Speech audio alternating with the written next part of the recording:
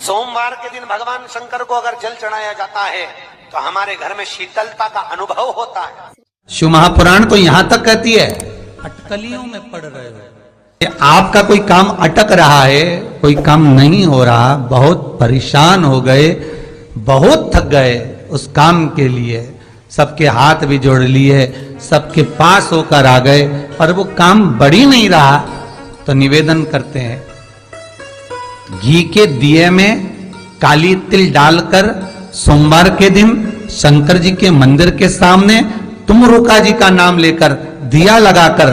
जिस काम को तुमने दुनिया के आगे कहकर देख लिया, कर देख लिया, नहीं हुआ, उस कार्य को एक बार दिया लगाकर निवेदन कर फिर जाकर देखना, काम आगे बढ़कर ही रहेगा। जिसके यहाँ लक्ष्मी नहीं टिकती, जिसके यहाँ संपदा नहीं बढ़ती, जिसका व्यापार नहीं चलता, जिसके सर्विस नौकरी सही नहीं हो रही, उसको सोमवार के दिन अगर बेलपत्री के पेड़ के नीचे जो दिया लगाता है, उसके घर में कभी संपदा की कमी नहीं आती। साहब एक बात अपनी जिंदगी में उतार कर रखिएगा, कभी अगर जिंदगी में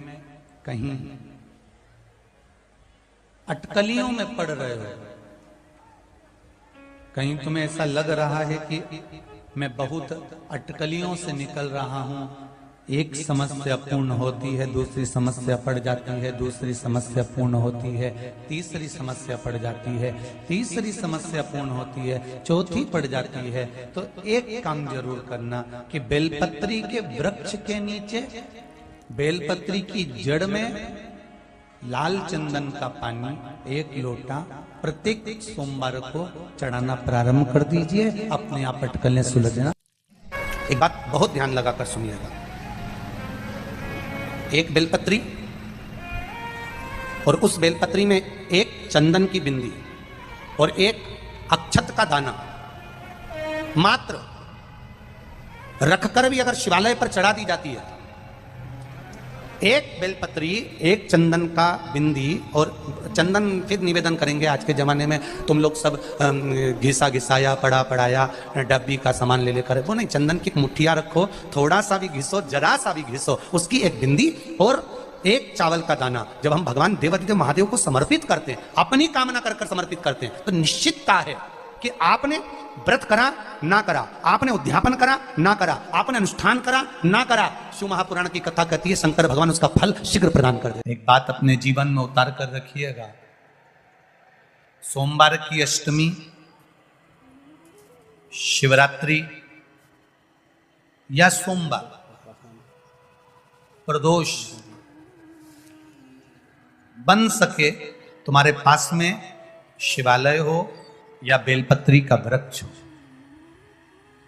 वहां दीप दान अवश्य करना चाहिए। किसी कामना के वश अगर हम दीप लगा रहे हैं या हमारे मन में कोई भाव उत्पन्न है और हम बाबा से कहना चाहते हैं कि बाबा मेरा ये कार्य है आप पूर्ण करिएगा, तो फिर शिव मंदिर में भी लंबी बाती का दीप आप प्रदोष या सोमवार की अष्टमी या सोमवार या आप शिवरात्रि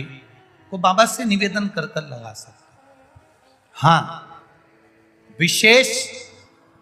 जब कोई एक बहुत बड़ी बात हो और आपके कार्य में कहीं अटकल हो रही हो, तो एक ही दीप में 2 बातें, शिव और शक्ति, लंबी बाती बनाई, शिव और शक्ति के नाम से 2 बाती एक साथ एक दीप में भी लगा सकते, पर कब, जब विशेष कोई आपका कार्य हो और वो अटक रहा हो, विशेष कोई कार्य, और आप बाबा से प्रार्थना कर रहे हो,